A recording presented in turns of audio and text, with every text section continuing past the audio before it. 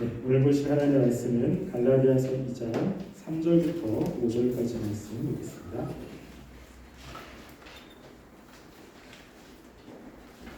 갈라디아서 2장 3절부터 5절까지입니다. 한 목소리로 공독하겠습니다. 그러나 나와 함께 있는 헬라인 디도까지도 억지로 할례를 받게 하지 아니하였으니 이는 가만히 들어온 거짓 형제들 때문이라. 그들이 가만히 들어온 것은 그리스도 예수 안에서 우리가 가진 자유를 엿보고 우리를 종으로 삼고자 함이로다. 그들에게 우리가 한시도 걱정하지 아니하였으니 이는 복음의 진리가 항상 너희 가운데 있게 하려 함이라. 아멘. 사도 바울은 지금 자신의 복음을 증명하기 위해서 예루살렘에 올라간 사건에 대해서 이야기를 하고 있습니다. 특별히 예수님을 만난 이후 14년 후에 예루살렘에 올라갔을 때 어떤 일이 벌어졌는지를 이야기를 하죠. 이때 올라간 것은 자신의 개인적인 어떤 계획 때문에 올라간 것이 아니라 하나님의 계시로 올라가게 됐습니다. 하나님으로 계시로 올라갔다는 것은 하나님이 이번 예루살렘 올라가는 것이 하나님의 어떤 뜻이 있음을 이야기를 하고 있습니다. 그래서 그 예루살렘에 올라가서 그 당시에 유력하다라고 하는 사람들을 만나 사도 바울의 복음을 전했더니 그들이 사도 바울의 복음을 듣고 아무런 제재를 받지 않고 그래서 수정을 하지 않았음을 이야기를 합니다. 그러면서 사도 바울은 예루살렘에 올라갈 때 헬라인 디도를 함께 동행했음을 이야기를 합니다. 그래서 그 동행한 것에 대해서 오늘 말씀을 하고 있습니다. 원래 우리가 말씀을 읽다 보면 2절부터 2절에서 6절로 바로 넘어가면 가장 문장이 자연스럽습니다. 그래서 2절 보면 계시를 따라 올라가 내방 이방 가운데서 전파하는 복음을 그들에게 제시하되 유력한 자들에게 사사로이 한 것은 내가 다름질하는 것이나 다름질한 것이 헛되지 않게 하려 함이라. 유력하다는 이들 중에 본래 어떤 일이 있든지 내게 상관이 없으며 이렇게 넘어가면 문장이 아주 자연스럽습니다. 근데 중간에 사도 바울이 의도적으로 이 헬라인 디도에 대해서 이야기를 하고 있는 것입니다.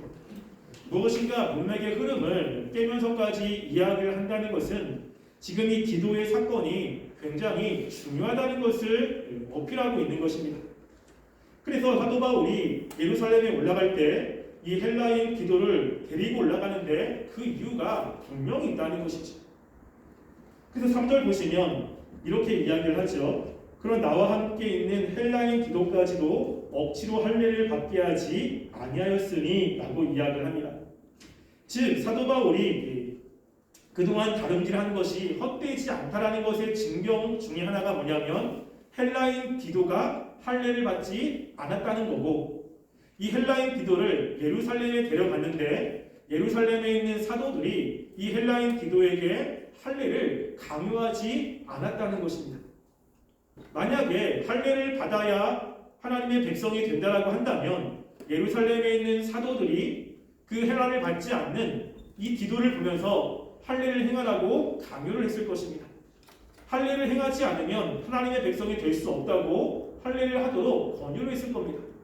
그런데 지금 여기서 이야기하는 것은 그들도 이 헬라인 디도에게 할례를 강요하지 않고 있다라고 하는 거예요.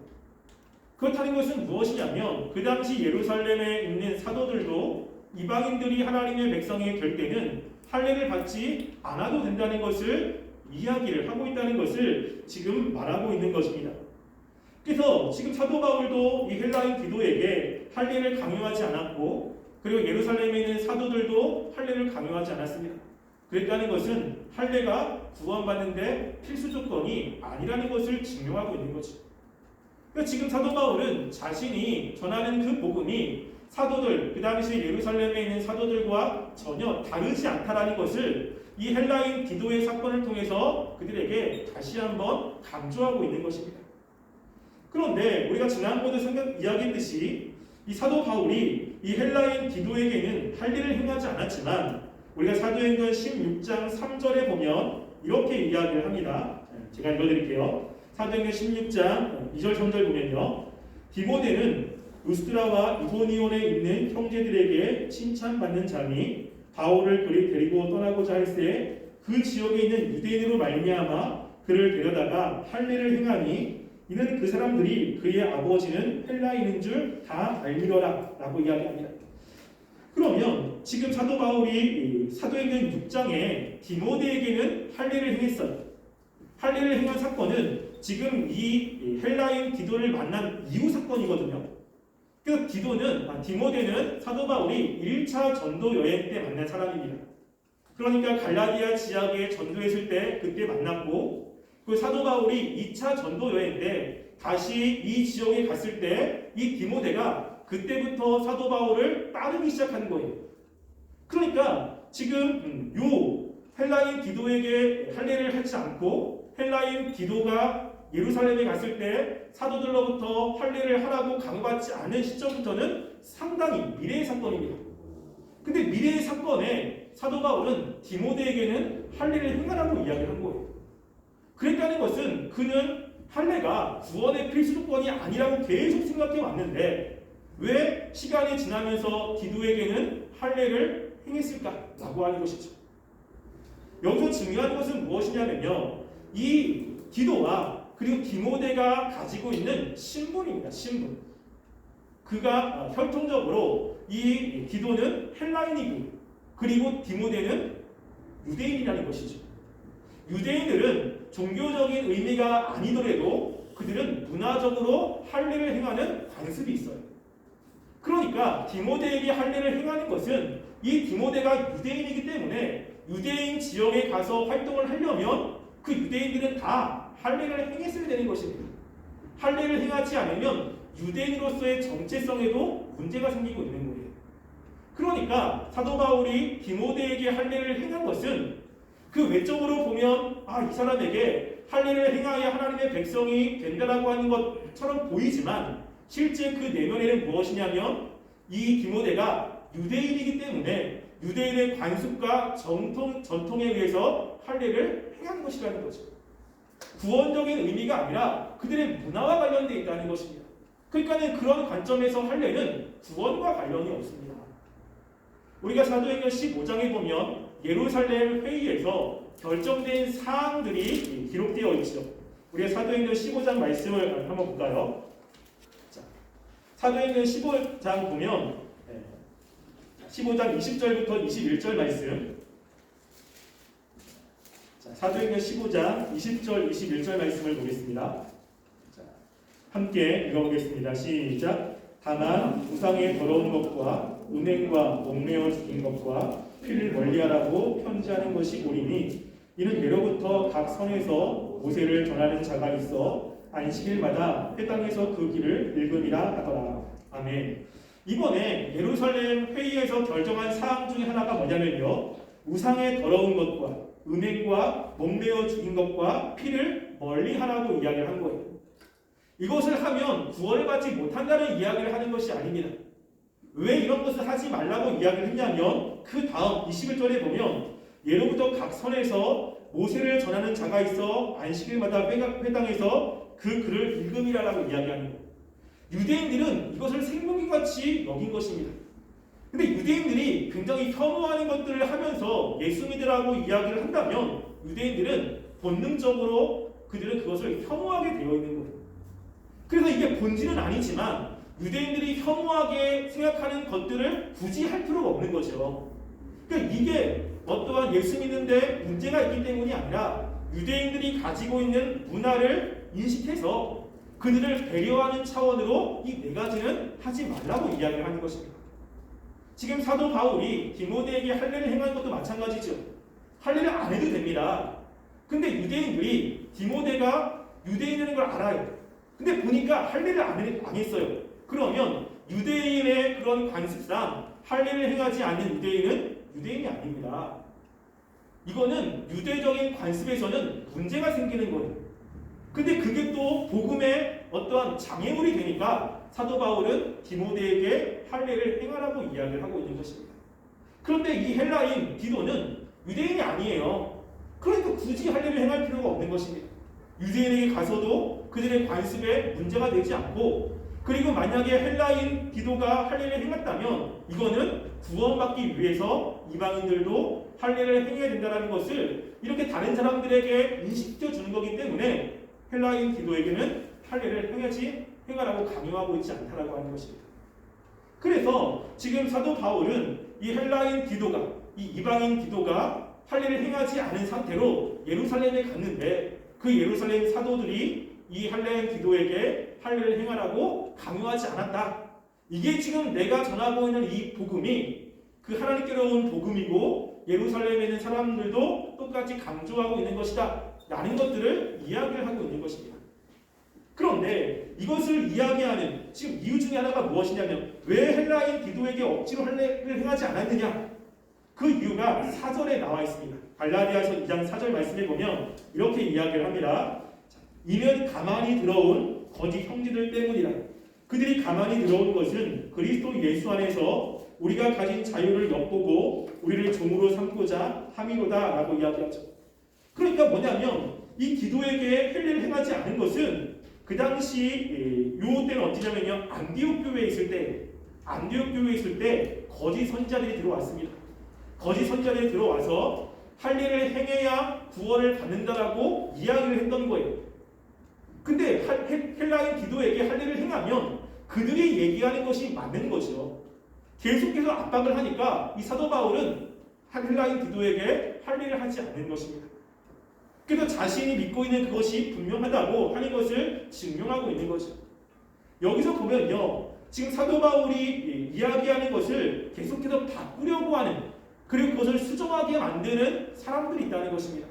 그 사람들을 뭐라고 이야기하죠? 거짓 형제들이라고 이야기하는 겁니다. 사도 바울의 헬라어 원문에 보면요, 그 문장이 파문이라고 이야기를 하거든요. 뭐냐면 문장이 주어, 서술어 이렇게 명확하게 이야기하지 않고요, 뭔가 굉장히 끊어져 있어요. 그러니까 한 문장이 자연스럽게 되어 있지 않고요, 끊어져 있는 파문이에요. 그랬다는 것은 뭐냐면 사도 바울이 화가 난 겁니다. 화가 나서 이 사람들에게 이야기할 때 그 마음이 안정이 안 돼서 정확하게 한 문장으로 이야기한 것이 아니라 그걸 파문이라고 이야기를 하거든요. 그러니까 말하다가 욱 한 거예요. 그러니까 이 사람들이 했던 행동이 사도 바울에게는 굉장히 화가 나는 것일 수 있습니다. 그런데 이 사람들에게서 사도 바울이 뭐라고 이야기했냐면, 야, 안디옥 교회 그쪽 있을 때 나를 힘들게 만드는 사람들이 있었어. 이 헬라인 디도에게 할례를 행하라고 하면서 압박을 한 사람은 누구야? 이름을 이야기하고 있지 않아요. 지금 여기서 뭐라고만 이야기하죠? 거짓 형제들이라고만 이야기합니다. 사도 바울은 그들이 누군지를 알아요. 그러면 일반적으로 지금 여기 갈라디아 사람들과 그 외에 사도 바울이 복음을 전하는 사람들에게 야, 이런 사람들은 조심해야 돼 라고 하면서 이름을 이야기해 주면 참 좋습니다. 그런데 그렇게 하고 있지 않다는 거예요. 왜 그럴까요? 왜냐하면 이 사람이 누구냐라고 하는 것보다 더 중요한 것은요, 지금 그 사람들은 말고 그 외에 다른 사람들도 있는 거예요. 중요한 건 누가 그 얘기를 했느냐라고 하는 것이 아니라 지금 복음과 다른 복음을 이야기하는 사람들의 그 이야기를 잘 분별해야 됨을 이야기를 하고 있는 것입니다. 근데 우리가 누구는 이단이야, 누구는 잘못 얘기했어 라고 한다면 그 사람은 우리가 경계를 하죠. 근데 다른 사람들에 대해서 경계를 풀 수가 있습니다. 그런데 누구라고 이야기하지 않아요. 거짓 선지자들이 있고 그들의 특징은 가만히 들어오는 사람들이야 라고 한다면 지금 공동체 안에서 사람들에게 복음을 전하는 사람 가운데 혹시 이 사람들이 거짓 선지자들이 아니야? 가만히 들어온 그런 거짓 형제들이 아니야? 라고 하면 경계심을 가지면서 그들이 이야기하는 그 복음을 굉장히 예의주시하면서 분별하려고 할 것입니다. 이거를 지금 이야기를 하는 거예요. 그래서 사도 바울은 이들이 누군지를 정확히 이야기하지 않습니다. 뭐라고 하면 거짓 형제들이에요. 형제라는 것은 지금 공동체 안에 들어왔다는 이야기죠. 근데 그들이 어떻게 들어오냐면 가만히 들어온다는 것입니다. 그래서 옆으로 조용히 들어온다는 특징이 있어요. 하나님의 사람들은 그 복음을 분명하게 이야기하죠. 정확하기 때문에. 근데 이 거짓 선지자들은 그 복음을 들은 사람들을 이제 속여서 자신들이 원하는 대로 이끌어가야 되기 때문에 당당하게 이야기하지 못합니다. 왜냐하면 들키기 때문에. 그럼 어떻게 이야기합니까? 가만히, 조심스럽게 이렇게 들어온다는 거예요. 이거는 예수님의 비유에서도 이야기를 합니다. 우리가 요한복음 10장 1절 말씀을 한번 볼까요? 요한복음 10장 1절 말씀. 요한복음 10장 1절 말씀 함께 읽어보겠습니다. 읽겠습니다. 시작. 내가 진실로 진실로 너희에게 이르노니 문을 통하여 양이 우리에 들어가지 아니하고 다른 데로 넘어가는 자는 절도며 강도요. 아멘. 여기 보면 예수님에 대해서 이야기를 합니다. 그 예수님께서 양이 있는데 양 무리가 있는 거예요. 근데 양 무리에는 그 들어갈 수 있는 문이 있습니다. 근데 그 목자는 그 문으로 당당히 들어간다는 거예요. 그런데 목자가 아니라 사꾼, 특별히 이제 양에 관심이 없는 거짓 선지자를 이야기하죠. 거짓 선지자는 어떻게 들어갑니까? 지금 다른 데로 넘어서 들어가는 거예요. 당당하게 문으로 들어가지 않고요. 다른 데 넘어가서 다른 사람들이 보지 못하게 들어간다는 거죠. 이게 거짓 선지자들이 가지고 있는 특징이라는 것입니다. 당당히 대놓고 이야기를 하지 않습니다. 숨어서 이야기를 하죠. 친한 사람들에게 속닥속닥 이야기를 합니다. 그러면서 사람들을 다른 데로 이끌어가는 사람들이 있다라고 하는 거예요. 그래서 그들이 그렇게 하면서 하고자 하는 것이 무엇이냐면 4절 그 뒤에 보면요. 그들이 가만히 들어온 것은 그리스도 예수 안에서 우리가 가진 자유를 엿보고 우리를 종으로 삼고자 함이로다 라고 이야기합니다. 무엇이죠? 종으로 삼는 것. 그들이 가르치는 그 말씀, 그들이 가르치는 진리, 그들이 가르치는 계명에 그 속박되게 만들려고 하는 것입니다. 이게 이제 특징이라는 것입니다. 근데 여기서 중요한 것이 무엇입니까? 우리는 자유가 있어요. 자유. 그래서 우리가 뒤에서 보겠지만 우리가 주의 영이 계신 곳에는 자유가 분명히 있습니다. 그러니까 자유롭게 나갈 수 있는데 이렇게 거짓 형제들이 들어왔을 때 나타나는 현상 중에 하나는요. 속박이에요. 속박. 이거를 하지 않으면 구원받지 못해요. 이거를 하지 않으면 하나님께 징계받아요. 이런 것으로 자꾸만 속박을 하는 일들이 벌어지게 된다는 것입니다. 우리가 그것을 다른 말로 해서 율법주의라고도 이야기할 수 있죠. 이들은 율법주의잖아요. 우리가 율법을 지키는 것은 굉장히 중요합니다. 우리가 하나님의 백성으로서 율법을 지켜야 되죠. 맞죠? 우리가 율법을 지키면서 하나님의 백성답게 살아야 되는 것입니다. 율법을 지키는 것은 되게 중요합니다. 그런데 율법주의로 가면 안 되는 거예요. 이게 어떻게 보면 조금 비슷한 것 같죠? 비슷해요. 근데 완전히 다릅니다. 율법주의라는 것은 뭐냐면요. 모든 행동을 다 율법적으로 이야기를 하고 했을 때는 상을 받고 못했을 때는 저주받는다는 생각이 다 있는 거예요. 근데 항상 그렇습니까? 우리가 하나님께 예배드리는 거 율법주의적으로 우리가 본다면 하나님이 말씀하신 율법을 100% 다 지켜야 하나님이 우리 예배를 받으시는 거예요. 이게 율법주의적입니다. 근데 그렇습니까?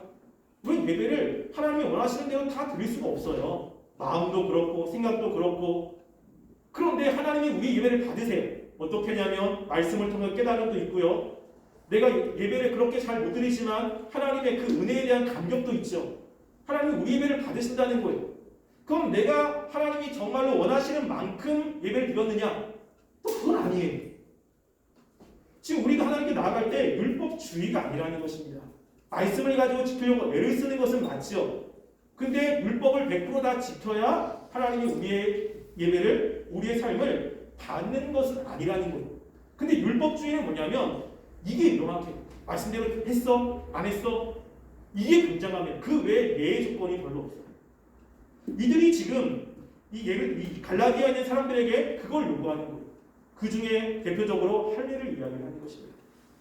그래서 우리가 신앙생활을 하면서 중요하게 분별해야 될 것 중에 하나는 무엇이냐면요. 거짓 선지자, 거짓 사도들을 분별을 정말로 잘 하셔야 돼요. 분별력 기술이라는 것입니다. 항상 이 거짓 형제들, 거짓 사도들은 모든 공동체 안에 다 있습니다. 우리가 자칫 잘못하다가는 이들의 이야기에 넘어갈 수 있어요. 그럴듯하거든요. 그런데 그렇게 넘어가면 문제는 뭐냐면 하나님이 우리에게 주시는 자유가 사라집니다. 얽매여 있고요. 그리고 막 율법에 매여 있어요. 조금만 잘못하면 큰일 날 것 같고 그것 때문에 양심의 가책이 막 느껴지고 그것 때문에 할 수 없다라고 하는 그 자괴감에 빠지면서 굉장히 자기를 힘들게 만듭니다. 하나님은 우리에게 자유를 줬는데 그 율법 때문에 계속 자기를 올가매고 있는 거예요. 이러면 하나님이 원하시는 그런 삶을 살아갈 수가 없다는 것입니다. 그래서 예수님께서 마태복음 7장 15절에 이렇게 이야기를 합니다. 거짓 선지자를 삼가라. 양의 옷을 입고 너에게 나오나 속에는 노략질하는 일이라라고 이야기합니다. 우리가 분별할 수 있어야 돼요. 그냥 신앙생활을 예배에 나오고 그냥 신앙 종교적인 그런 모습을 가지고 있으면 된다라고 이야기하지만 실제로 그렇지 않습니다. 우리가 신앙생활, 믿음이라는 것에 굉장히 중요한 요소가 세 가지가 있어요. 여러분들이 바른 믿음을 가질 때 이것이 바른 믿음인지를 세 가지 요소가 분명히 나타납니다. 그 중에 첫 번째가 뭐냐면요, 지식이라고 하는 거예요. 알아야 돼요. 두 번째는 동의입니다. 그래서 그 말씀이 딱 들렸을 때 동의가 돼야 돼요. 이 거부가 되면 믿을 수가 없는 거죠. 근데 세 번째는 뭐냐면요, 신뢰라고 하는 거예요. 그것들을 의지하는 것입니다. 우리가 무엇인가를 믿는다라고 이야기할 때 지식이 없어요. 뭘 믿는데? 잘 모르겠는데? 예수님 왜 구원자야? 잘 모르겠는데? 여러분, 그거는 믿음이 아닙니다. 성경에서 얘기하는 믿음에는요, 지식이 들어가는 거예요. 그리고 그 지식에 따른 동의가 돼야 되지. 아, 맞아. 그런 것 같아. 난 그렇게 동의해. 이것이 없으면 믿음이 아닌 거예요. 그래서 그 지식에 뭐가 있냐면 이 거짓 선지자들이 이야기하는 그 이야기를 들을 때 분별력이 있어야 되는 것입니다. 딱 들었을 때 아, 이건 아니야. 이거는 다른 지식에서 벗어난 거야. 이거는 다른 하나님을 믿는 믿음에서 벗어난 내용이야. 라는 것들을 알아야 하나님이 원하시는 바른 신앙을 가지고 있는 것입니다. 근데 들었는데 이걸 잘 몰라요. 그러면 뭐죠? 바른 신앙이라고 이야기할 수 없어요. 하나님이 원하시는 바른 신앙생활을 할 가능성이 없다는 것입니다. 그래서 성경은 끊임없이 이야기합니다. 분별력을 이야기를 많이 해요. 분별력. 우리가 요한계시록 2장에 보면요, 초대교회 소아시아의 7교회가 나옵니다. 그 중에 한 교회가 에베소 교회인데 에베소 교회에 대한 칭찬이 이런 것이에요. 요한계시록 2장 2절에 보면 이렇게 이야기합니다. 내가 내 행위와 수고와 내 인내를 알고 또 악한 자들을 용납하지 아니한 것과 자칭 사도라 하되 아닌 자들을 시험하여 그의 거짓된 것을 내게 드러낸 것과 라고 이야기하죠. 무엇입니까? 자칭 사도인데 그들이 하나님이 보낸 사람이 아니에요. 근데 에베소 교회는 그 사람들을 기가 막히게 분별했습니다. 이게 칭찬이에요. 그랬다는 것은 우리가 신앙생활을 할 때 복음을 듣습니다. 그리고 말씀을 들어요. 근데 거기에서 아닌 것들을 분별해내야 되는 것입니다. 이것을 분별하지 못하면 잘못된 길로 가는 거예요. 나중에 제가 기회가 되면 거짓 선지자, 참과 거짓을 분별하는 것들을 이야기할 텐데요. 우리가 분별하지 못하고 따라가면요, 거짓 선지자들은 결국에는 멸망이거든요. 따라가는 사람도 멸망인 거예요. 난 몰랐는데요, 분별을 못했는데요, 난 몰랐습니다. 이게 통하지 않습니다. 그래서 우리가 잘 분별하는 것이 필요하다는 것입니다. 그럴 때 이들에 대한 사도 바울의 반응이 어떤 것이냐면요, 5절에 이야기합니다. 갈라디아서 2장 5절에 보면 이렇게 이야기하죠. 그들에게 우리가 한시도 복종하지 아니하였으니 이는 복음의 진리가 항상 너희 가운데 있게 하려 함이라 라고 이야기하죠. 사도 바울이 어떻게 했습니까? 한시도 복종하지 않았어요. 한시도라고 하는 것은요, 한순간도라고 하는 거예요. 그들이 이야기할 때 사도 바울은 그것을 분별했고 그들이 요구한 대로 한 번도 따르지 않았습니다. 왜? 그들이 얘기한 것은 진리가 아니기 때문이죠. 그들이 얘기한 것은 복음이 아닙니다. 그래서 이야기하기 이는 복음의 진리가 항상 너희 가운데 있게 하려 함이라 라고 이야기할 때 복음의 진리인 거예요. 진리는 변하지 않습니다. 시간이 지나면서 사람에 따라서 그리고 문화에 따라서 변한다 라고 한다면 진리가 아닌 거죠. 지금 사도 바울이 붙잡는 것은 진리라고 하는 거예요. 단지 이 시대만 속한 것이 아니고 이 시대만 통용되는 것이 아니라 과거부터 시작해서 미래의 예수님이 오실 때까지 항상 변하지 않는 것을 붙잡는 것입니다.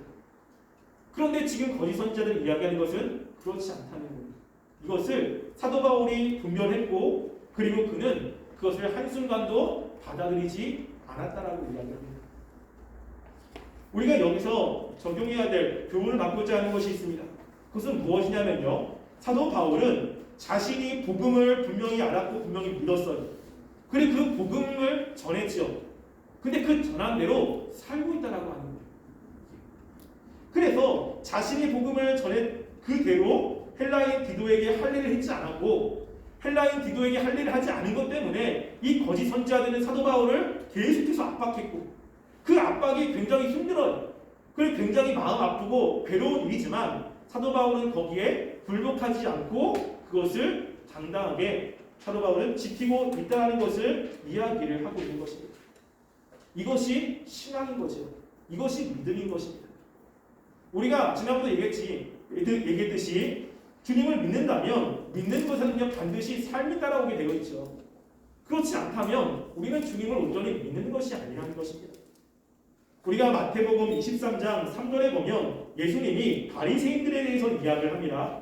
바리새인들은 하나님의 말씀을 굉장히 잘 알고 있죠. 그리고 다른 사람들에게 그 말씀을 가르치고 그리고 다른 사람들에게 살라고 많이 이야기를 합니다. 바리새인들은 말씀을 지키면서 하나님의 나라가 이룬다고 생각하는 사람들이에요. 얼마나 그 말씀을 지키라고 이야기를 했겠습니까? 그래서 일반적인 사람들은 바리새인들이 하나님의 말씀을 잘 지키고 있다고 생각을 한 거예요. 근데 예수님이 그럼 바리새인들에게 뭐라고 이야기를 하냐면요. 마태복음 23장 3절에 보면 그러므로 무엇이든지 그들이 말하는 말은 행하고 지키되 그들이 하는 행위는 본받지 말라. 그들은 말만 하고 행하지 아니하며 라고 이야기합니다. 바리새인들에게 뭐라고 이야기하죠? 그들이 말하는 것 다 하나님의 말씀 말하고 있어. 근데 행위가 따르지 않다는 거예요. 그들이 하나님의 말씀을 그대로 본인들도 행하지 못하는 거예요. 그러면서 행하라고 이야기하는 거죠. 중요한 것은 얘기한 대로 행하는 게 중요하다는 이야기를 하고 있는 것입니다. 그들이 정말로 하나님의 그 말씀을 믿고 있다면 그대로 행해야지. 근데 그렇게 하라고 얘기를 합니다. 그렇게 해야지 하나님의 나라가 임한다고 이야기를 해요. 근데 그들은 행하지 못하고 있는 거예요. 왜 못하냐입니까? 왜 그들이 행하지 못할까요? 행할 수 없는 거기 때문에. 그들이 이야기하는 것들, 안식일을 지키는 것, 하나님 말씀대로 지키는 것, 성경 말씀에 행하라고 이야기하지만 그 행하는 것은 인간이 할 수 없는 영역이에요. 자신들도 행했는데 계속 실패를 하는 겁니다. 그게 못 지키는 거예요. 그렇다는 것은 뭐냐면 그들이 얘기하는 것이 진리가 아니라는 거죠. 그런데도 불구하고 자꾸만 다른 사람들에게 그 복음, 그 성경을 지키라고 이야기를 하는 것입니다. 예수님이 볼 때 그들은 지금 잘못된 신앙, 잘못된 믿음을 가지고 있는 거예요. 그런 신앙 하지 말라는 거예요. 우리가 말씀을 아는 것 굉장히 중요합니다. 많이 아는 것 정말로 중요해요. 무엇을 알고서 그것을 분별하는 것 굉장히 중요합니다. 근데 그것을 알고서 행하지 않는다면 우리에게는 아무런 유익이 없다는 겁니다. 사도 바울은 그것이 아니었어요. 자신이 이야기하는 것, 다른 사람에게 가르치는 것, 그것을 삶으로 그대로 살아내고 있는 것입니다. 오늘 제가 이제 오후에 오후 설교를 할 텐데 오후 설교 말씀에 보면요 사도 바울이 그런 말씀을 합니다. 우리 고린도후서 4장 말씀 한번 볼까요? 고린도후서 4장 2절 말씀. 4장 2절 마지막에 보면요 이렇게 이야기를 합니다. 고린도후서 4장 2절 말씀 마지막에 오직 진리를 나타내므로 하나님 앞에서 각 사람의 양심에 대하여 스스로 추천하노라 라고 이야기하죠.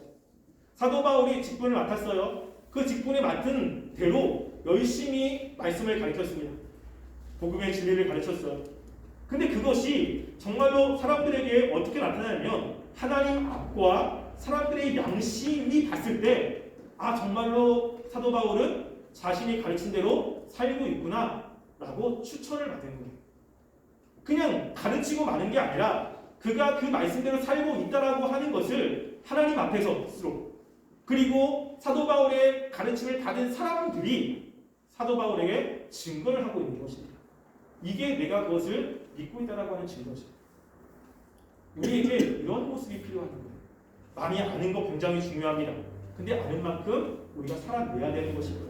살아낼 때 하나님의 능력이 나타나고 살아낼 때 다른 사람이 아 너가 믿고 있는 그 진리가 정말로 올바른 것이구나 라는 것들을 알게 되는 것입니다. 따라서 우리가 하나님의 말씀들 많이 배우고 많이 알 것입니다. 배우는 것에 끝나지 마시고요. 삶으로 그것들을 적용해내는 것이 중요한 것입니다. 그리고 적용해낼 때 하나님의 은혜가 있고 그리고 다른 사람들에게 우리가 믿고 있는 그것이 정말로 진리라는 것이 증명이 되는 것입니다. 우리가 사도 바울처럼 하나님 말씀을 잘 분별하고 그 말씀으로 삶으로 증명해내는 귀한 삶이 되기를 간절히 소원합니다. 함께 기도하겠습니다. 우리가 하나님 말씀을 아는 것 굉장히 중요합니다.